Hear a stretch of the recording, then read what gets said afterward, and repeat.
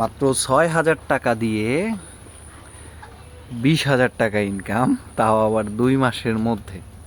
বিষয়টা হচ্ছে গিয়ে এই আমার মুরগি, এটা হচ্ছে সিল্ক মুরগি।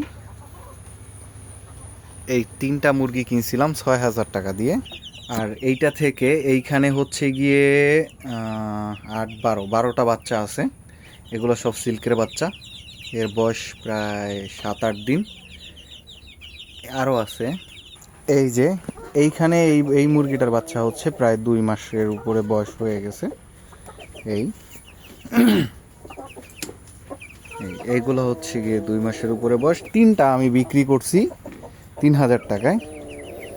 এখন বিষয় হচ্ছে গিয়ে তাইলে মানে ওইখানে ১২,০০০, এখানে আরও আছে 4টা, তো ৪,০০০।